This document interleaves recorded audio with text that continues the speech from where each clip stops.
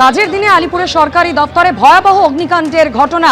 দক্ষিণ চব্বিশ পরগনা জেলা পরিষদ ভবনের সরাসরি ছবি আপনাদের সামনে রেখেছি। গলগল করে কালো ধোঁয়া বেরোচ্ছে আগুনের লেলিহান শিখা। ইতিমধ্যেই বহুতলের একাধিক ফ্লোরে কিন্তু এই ভয়াবহ অগ্নিকাণ্ডের ঘটনা ঘটেছে। ঘটনাস্থলে ইতিমধ্যেই পৌঁছে গিয়েছে 10টি দমকলের ইঞ্জিন। সরাসরি এই মুহূর্তে আমাদের সঙ্গে কথা বলে নেব রয়েছেন প্রতিনিধি সুকান্ত মুখোপাধ্যায়। সুকান্ত, আগুন কিছুটা হলেও নিয়ন্ত্রণে আনা কি সম্ভব হয়েছে? কি ছবি দেখতে পাচ্ছ?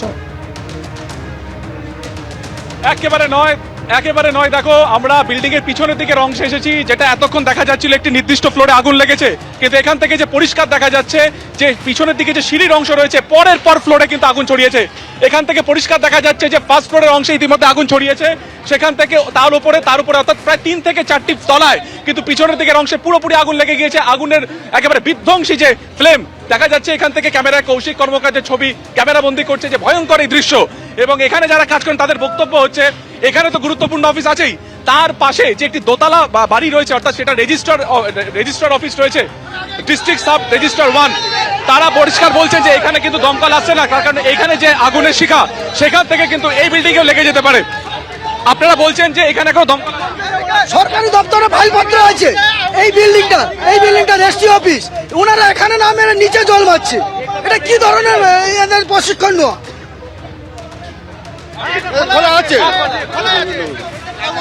আমরা রেজিস্ট্রি অফিস, হ্যাঁ চাবি আছে স্যার, চাবি আছে। আমরা সিএসসি আছে, এখনো মেন লাইন অফ করিনি, আমরা নিজের থেকে অফ করেছি মেন লাইন। এটা রেজিস্ট্রি অফিস, এখানে 9টা সাউথ 24 পরগনার ডকুমেন্ট আছে 1900 সাল থেকে নিয়ে 2002 অবধি। যদি কিছু হয়ে যায় তাহলে ওর দায়িত্ব কে নেবে? এখানে বলে যে কর্মী দপ্তর অফিস রয়েছে, কি কি অফিস রয়েছে জানা? এখানে আরটিও অফিস আছে, জেলা পরিষদের অফিস আছে, ফায়ার ব্রিগেড অফিস, সব অফিস আছে। কিন্তু এখান থেকে দেখা যাচ্ছে যে ছবিটা যে একটু সরে যান, এইখানে আরটিওর অফিস রয়েছে, কর্মী বর্গের অফিস রয়েছে, এছাড়া আরো একাধিক গুরুত্বপূর্ণ দপ্তরের অফিস রয়েছে। আমরা এতক্ষণ যে পোর্শন থেকে ছবিটা দেখাচ্ছিলাম তার ঠিক উল্টো দিকে আমরা এসেছি, অর্থাৎ বিল্ডিং এর পিছনের দিকের অংশ। সেখান থেকে যে ছবি দেখা যাচ্ছে যে একের পর এক এসির যে আউটার যে যন্ত্র থাকে সেইগুলো একের পর এক ব্লাস্ট হচ্ছে, সেগুলো নিচে ভেঙে পড়ছে। এবং এখান থেকে যে ছবি দেখা যাচ্ছে পরিষ্কার কৌশিক কর্মকার দেখাচ্ছে যে সেখান থেকে কিন্তু প্রবল আগুন, অর্থাৎ একেবারে ফার্স্ট ফ্লোর থেকে এই আগুন কিন্তু এই মুহূর্তে একের পর এক ফ্লোর গিয়ে প্রায় ছাদ পর্যন্ত পৌঁছে গিয়েছে। তুমি দেখতে পাচ্ছ এটা হচ্ছে ফার্স্ট ফ্লোরের ছবি বা সেকেন্ড ফ্লোরের ছবি। যদি আরেকটু পাশ থেকে আসা যায়, কৌশিককে দেখানোর চেষ্টা করব, সেখান থেকে কিন্তু ছাদের দিকের পোর্শনে আগুন চলে গিয়েছে। অর্থাৎ মোট হচ্ছে এটি প্রায় 8তলা বিল্ডিং, 8তলা বিল্ডিং এর ফার্স্ট ফ্লোর থেকে একেবারে 7তলা পর্যন্ত সেখানে কিন্তু আগুন ছড়িয়ে গিয়েছে। এবং গ্রাউন্ড ফ্লোরের যে একটা নির্দিষ্ট অংশ থেকে আমরা ঢোকার চেষ্টা করছিলাম, তার থেকে পাশে গোটা বিল্ডিং এ কিন্তু এই মুহূর্তে আগুন ছড়িয়ে গিয়েছে। একাধিক গুরুত্বপূর্ণ অফিস রয়েছে, সেই সমস্ত অফিসে এই মুহূর্তে যে আগুনের লেলিহান শিখা, তা থেকে একটা বিষয় স্পষ্ট যে সমস্ত নথিপত্র কার্যত পুড়ে ছাই হয়ে গিয়েছে। কতটা ক্ষতি তা অগ্নিকাণ্ডের পরেই বোঝানো সম্ভব হবে। তবে যে পরিষ্কার যে ছবি দেখা যাচ্ছে, জেলা পরিষদ অত্যন্ত গুরুত্বপূর্ণ এই অফিস বা বিল্ডিং, সেখানে নানান রকম ডিপার্টমেন্ট রয়েছে, সরকারি অফিস রয়েছে। 10টার কিছু আগে 9:50 নাগাদ প্রথমে সেখানে আগুন লাগে এবং 9:50-এর পর প্রথম যে দমকলের ইঞ্জিন এখানে আসে, সেখানে কিন্তু জলের স্পিড কম ছিল এবং সেই কারণে কিন্তু আগুন দ্রুত ছড়াতে থাকে। এবং তারপরে এই মুহূর্তে যে ছবি, ঘড়িতে বাজে প্রায় 10:30 এবং সেই ছবি দেখা যাচ্ছে যে গোটা ফ্লোর জুড়ে, অর্থাৎ গ্রাউন্ড ফ্লোরের বাদ দিলে ফার্স্ট ফ্লোর থেকে একদম ছাদ পর্যন্ত সমস্ত বিল্ডিং পশ্চিম দিকের অংশের পুরোটা কিন্তু জ্বলছে। এবং সেখানে জানলা থেকে যে ছবি দেখা যাচ্ছে ভয়ঙ্কর ছবি, একেবারে লেলিহান শিখা, লাল লেলিহান শিখা। এখানে একটি সিঁড়িও রয়েছে, সেই সিঁড়ি থেকে কোনোভাবে ওঠা সম্ভব নয়, সেগুলো কিন্তু পরের পর জ্বলছে। ভেতর থেকে মাঝে মধ্যে কিছু বিস্ফোরণের আওয়াজ আসছে, মনে করা হচ্ছে যে এসি থেকেই মূলত আগুনের সূত্রপাত। সেখানে এই মুহূর্তে যেগুলো অক্ষত এসি, সেগুলো কিন্তু একের পর এক বিস্ফোরণ হচ্ছে।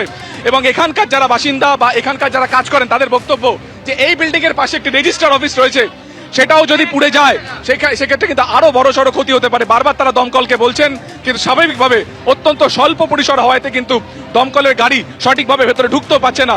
আমরা দেখতে পাচ্ছি ম্যানুয়ালি যে দমকল আধিকারিকেরা রয়েছেন তারা পাইপ নিয়ে দৌড়াদৌড়ি করছেন এবং সেখান থেকে তারা কিন্তু আগুন নেভানোর চেষ্টা করছেন।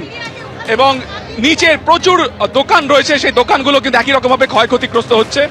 এবং দেখা যাচ্ছে, আরেকবার ছবিটা দেখাবে, একটি তার জ্বলছে, তার উপরের দিকে ফ্লোরে লেলিহান শিখা, একেবারে বিধ্বংসী আগুনের চেহারা, সেটা কিন্তু জ্বলছে এই জেলা পরিষদের অফিসে। দক্ষিণ 24 পরগনার একাধিক জায়গার প্রচুর নথিপত্র, সেটা কিন্তু সেখানে এখানে অফিস রয়েছে, 8টি অফিস, কর্মীবর্গ অফিস সহ একাধিক অফিস। আগে জানা যাচ্ছিল যে থার্ড ফ্লোরে শুধুমাত্র একটি অফিসে আগুন লেগেছে, কিন্তু পিছনের দিকে যে অংশ সেটা থেকে বোঝা যাচ্ছে যে পরের পর আগুন কিন্তু জ্বলছে। সেখানে এলিভেটরের একটা অংশ রয়েছে, পিছনের দিকে যে ডাক্ট রয়েছে সেখানে, এবং আগুন কিন্তু এই মুহূর্তে কার্যত কন্ট্রোলে নেই। একটা দিকে পোর্শন পুরো জ্বলছে বিল্ডিং এর, এবং দমকল যারা আধিকারিকরা রয়েছেন তারা কিন্তু এই মুহূর্তে কোনো ল্যাডার খুলে কাজ করার তারা করতে পারছেন না, তার কারণ অত্যন্ত স্বল্প পরিসর হওয়াতে জায়গা, তারা কিন্তু ম্যানুয়ালি পৌঁছানোর চেষ্টা করছেন। তবে আগুনের যে শিখা বা আগুনের যে আকার তা কিন্তু ভয়ঙ্কর রূপ এই মুহূর্তে ধারণ করেছে। কিভাবে এই অগ্নিকাণ্ড তা আপাতত তদন্ত সাপেক্ষ।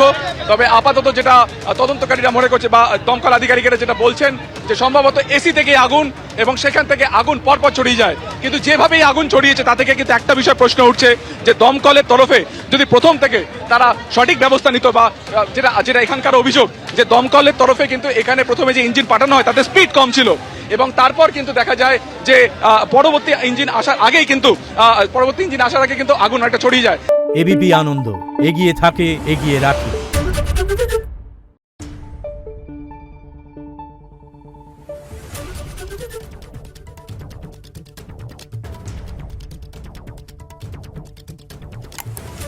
Thank you.